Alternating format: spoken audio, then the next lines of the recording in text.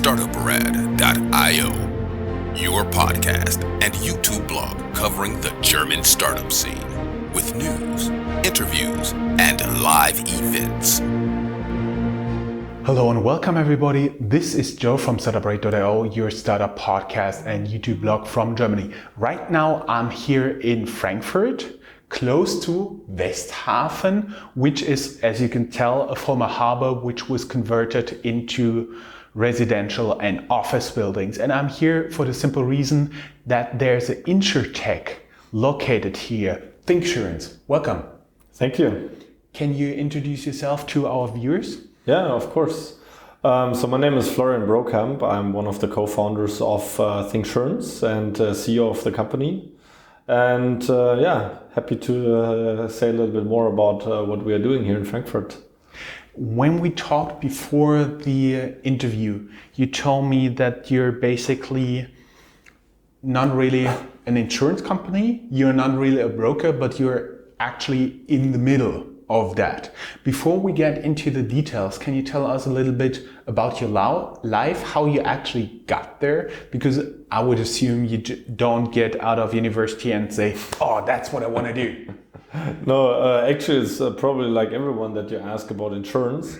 It's really more about, I just somewhat got stuck into it, and that was the case. I studied both law and economics here in Germany, and then went to McKinsey Management Consulting. And after a couple of years at McKinsey doing a lot of digital stuff, I thought, okay, I want to be an entrepreneur, I want to found something, and let's go. And then I bumped into a lot of people, a lot of different entrepreneurs that have much more experience about that. And they all said, okay, look at this, look at that, and so on. And then I met some guys that were very successful in insurance. They said, insurance, that's very interesting. I was like, insurance, I don't really think that's something for me. It's like, look at it, that's really something that you should have a closer look. And I was like, yeah, okay, maybe I do. And that's at that time it was really kicking off that industry, and it was really starting to get going. And I was really looking at it and I said, okay, sounds interesting. And I started it, and I called two friends of mine that I worked together with at McKinsey, and we're like, okay, let's give it a try. And so we started it, and then over time, it's been over 4 years now, it became quite successful, and now we're launching. We're looking at the first other countries that we're expanding to after being quite market leading in Germany. And so it proved me wrong. They proved me wrong that insurance is much more interesting than I actually thought. We are here because my interest in you got triggered for the simple reason you raised venture capital. I do remember 13 million euros. Yep. And actually at this point, but I'm not an insurance guy, I could not tell what you guys are actually doing. Can you explain it for like an insurance layman, what you guys are actually doing? Yeah, definitely I can do that. I actually need to do that quite often, because most people that I talk to that ask me, what do you do? I typically start with like, okay, we're a tech company, and then you get them interested. So rather don't tell too early that you're doing something with insurance. It typically lowers the attention quite a bit.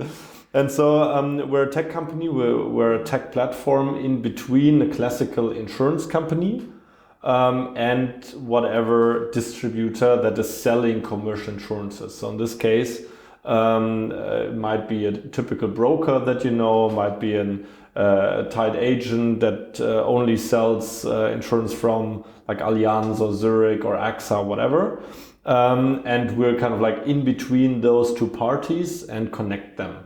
And we're kind of like a technology enabler for both of them, because insurance company is typically not a tech company, and a typical broker or distributor, even online brokers, most of them don't have that much money and time to invest into these APIs or into this the interfaces that you would need to create with insurers to kind of like get all the product world and all the communication that you need between those two parties. And therefore, we're in between, multiplying to both sides, kind of like a two-sided marketplace, matching supply and demand. But you guys are doing much more than just WhatsApp, right? Definitely.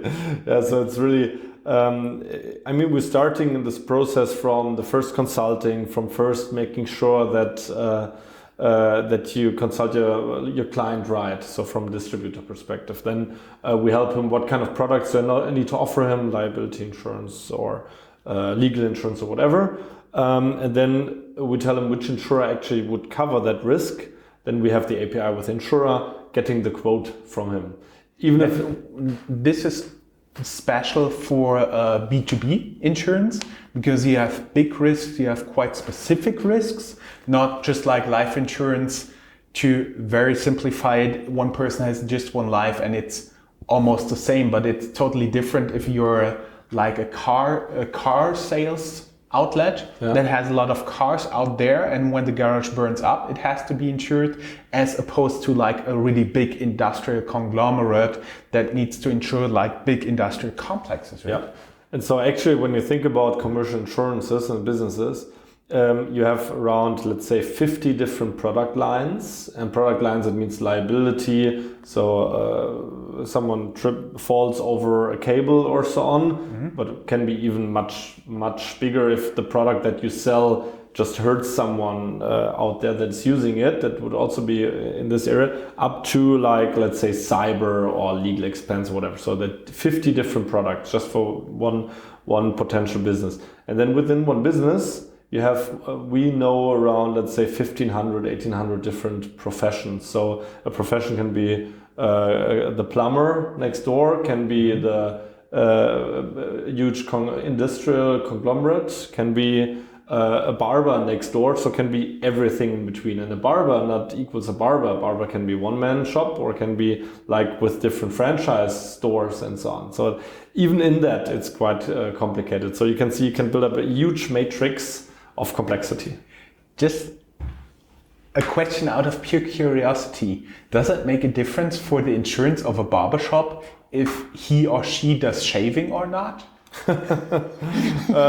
Shaving is not relevant for the premium, but it makes a difference if you kind of like do the needling, peeling stuff, where you actually really go into the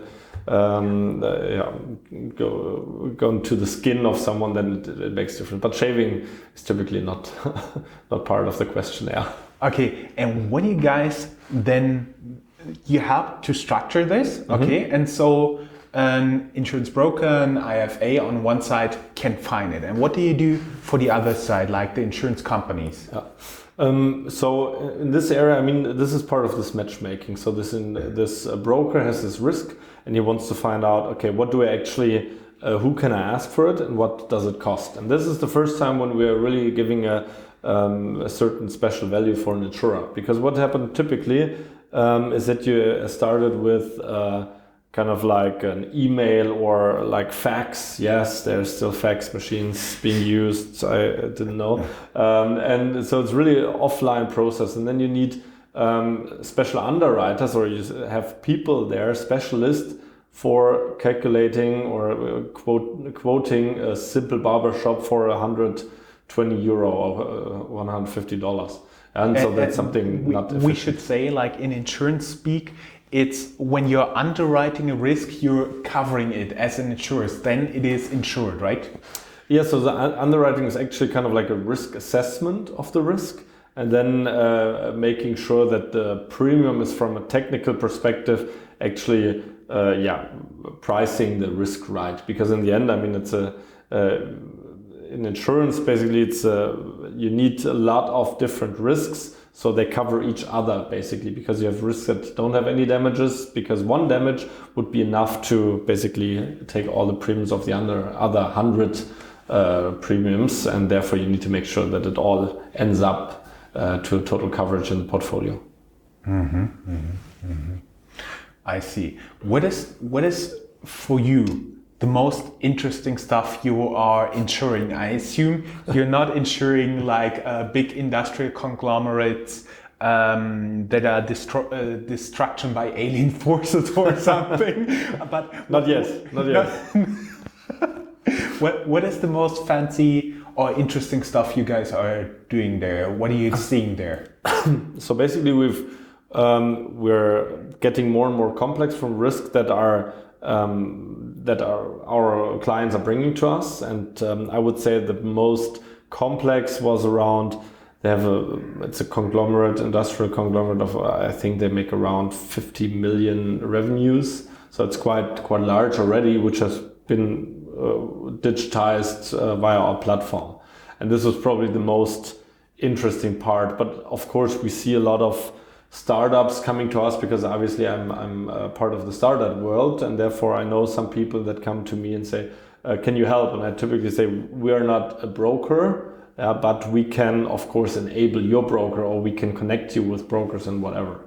And so basically we're helping them on this, and so we see a lot of different stuff. What was the latest that I heard? It was a cryptocurrency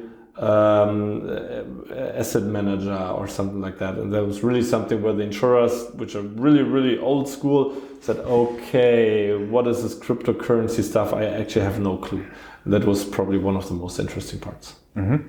And on the other side, you're working with like all insurance companies that are permitted to do business in Germany? Yeah, basically we have all the relevant insurers on our side.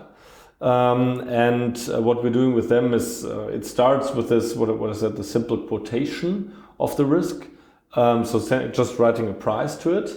But on the other side, it really goes much further into data analytics, into process outsourcing, into product development and portfolio management. So we're really getting deeper and deeper into the value chain of an insurer, because they realize that we're creating win-win situations. And that's something that is basically one of the principles of our company. When we first founded it, we said, okay, we think the discussion is much nicer with someone that you bring value to, and then you say, okay, with each, let's say, risk that is underwritten, or with each client that we have on our platform, all sides earn more money than before.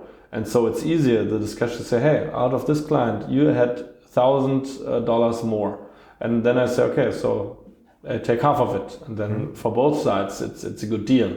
And that's something what we are creating also for insurers, when we're helping them with data analytics, with all these different areas where they didn't have anything before, and which just say, hey, this is just awesome, and just helps us in all these different areas. Mm-hmm.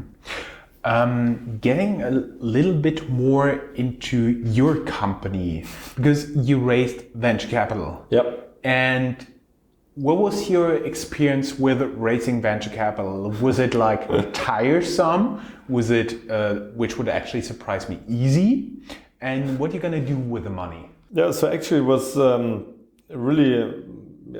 it was a hard thing to do, because actually when you talk to investors... Oh, what a surprise. Yeah, what a surprise.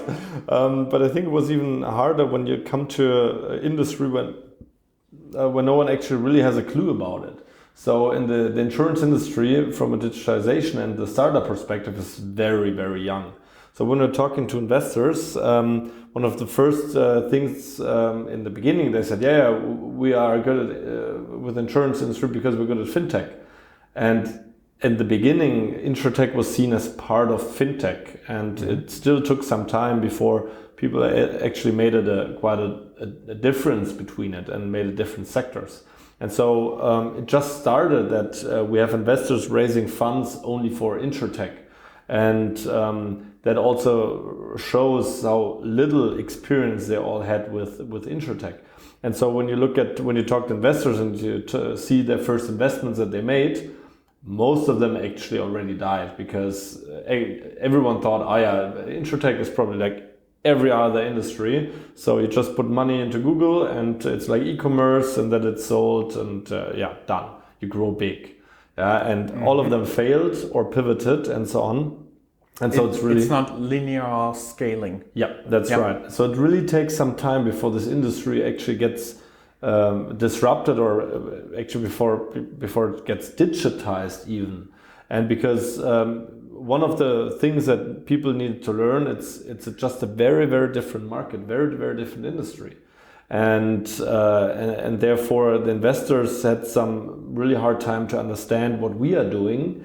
And so in the beginning it was really tough to explain them why we think it is not like all the other industries, because the first reaction from all of them was, yeah, and then you need to go do this and that. It's like in other industries. We also always said, no, it's not right. We need to do it differently. We need to, for example, go via brokers. They said, no, in the digital world, no one needs a broker anymore. No one needs an intermediary. And we said, yeah, you still need it. Insurance is not sexy. It's not a pull product. It's a push product. So you need someone that pushes out there and sells it to someone, and therefore you always will need them. No. Okay, then 2 years later, people understood. Oh, actually, he was right. And so it just took 2 years. Okay, it just took 2 years of discussion. So in the first discussions we had with investors, they all felt very, very intelligent and strong, and made us feel stupid. Luckily we had some investors that believed in us all the time, and then now after some more time, and after really the market picking up and the market learning, also the investors learning, this round was really easy. So in the end I was talking mainly to 10 investors that I knew from before, and then I had 3 offers in the end, and even a couple more that said, okay, what can we do, and we just pushed them back. And so it was really, really one of these experiences that you like from fundraising, but you don't hear very often. And I'm actually quite happy that it did go that way.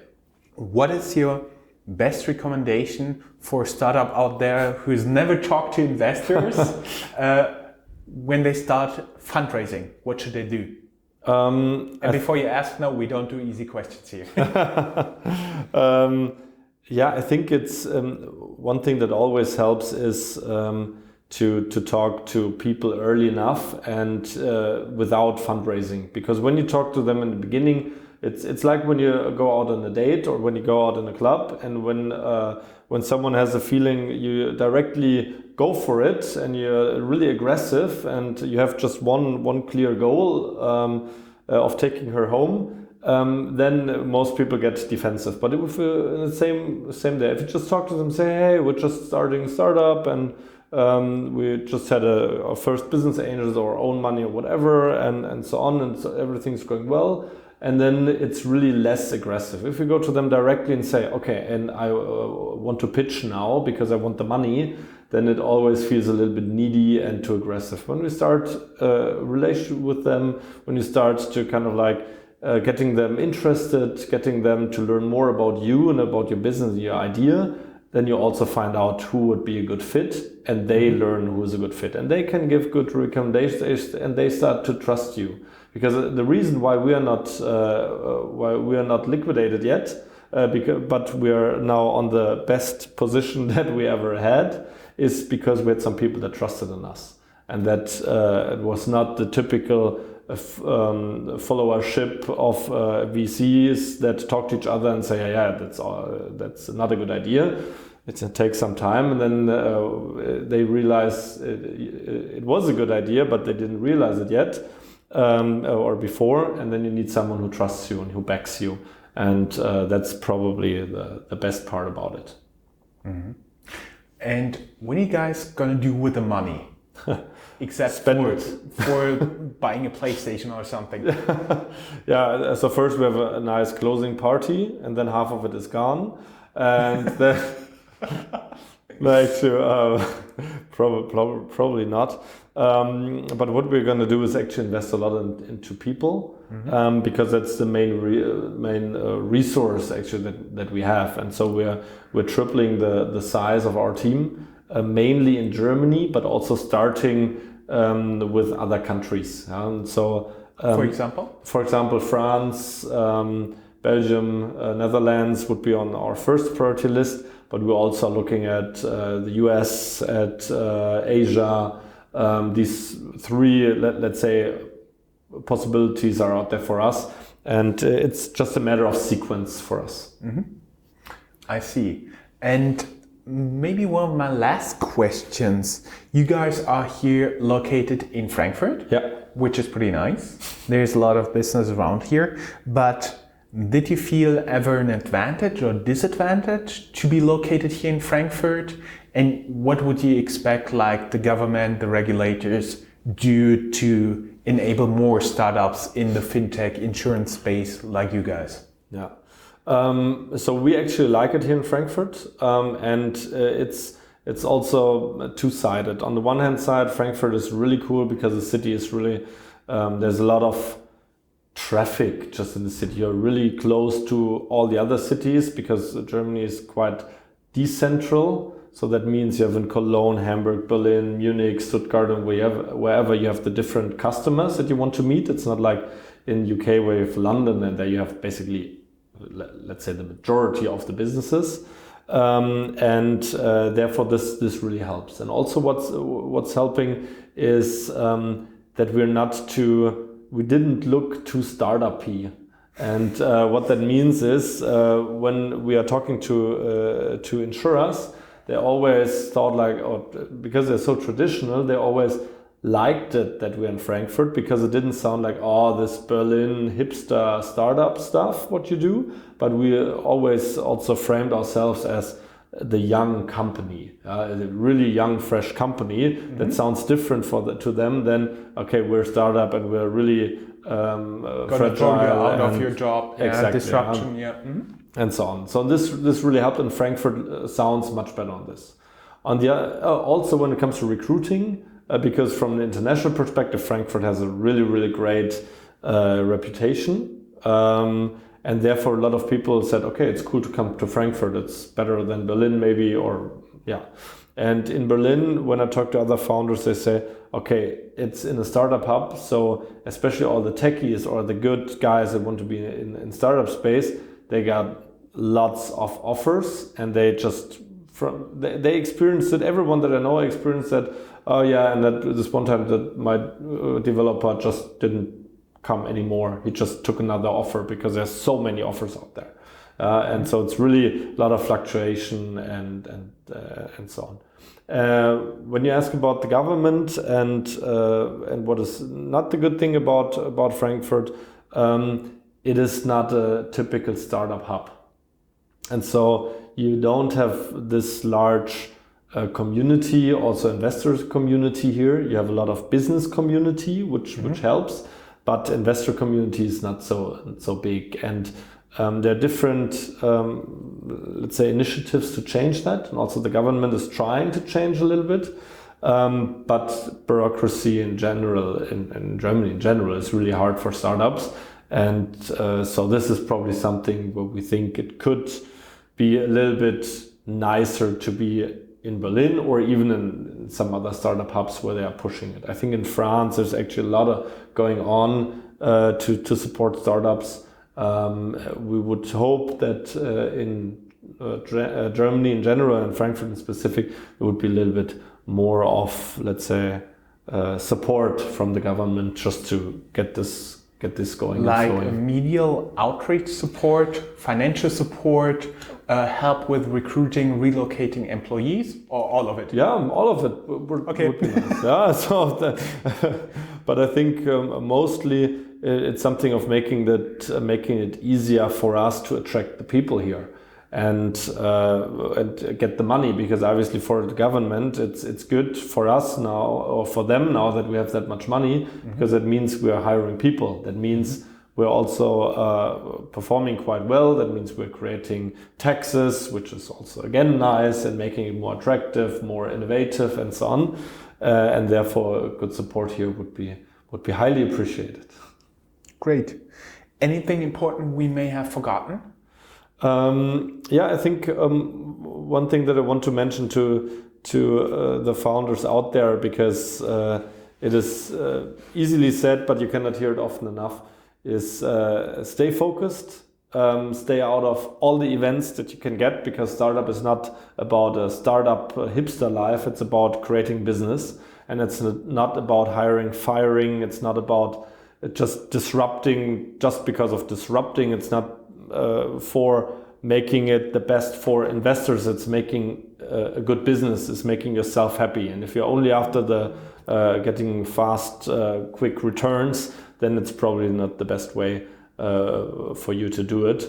It's rather about building something, creating something for you, for your employees, and also for your environment. And it's not about the events. It's not about just raising big, and that's important. It's more important you believe in yourself, you're happy, and you create a vision. Just raising big and have a big valuation. We just had the case of WeWork that it don't always pay off. Thank you very much. It was a pleasure having you as a guest. Thank you. Everybody who'd like to learn more, go down here in the show notes. There's a link to our website. There's a blog post where you will find the link of your LinkedIn profile, everything we talked about, Wikipedia links, and as well as the company website. Sounds good. Thanks a lot. It was fun. My pleasure. Thank you. My pleasure.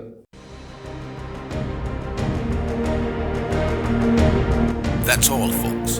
Find more news, streams, events, and interviews at www.startuprad.io. Remember, sharing is caring.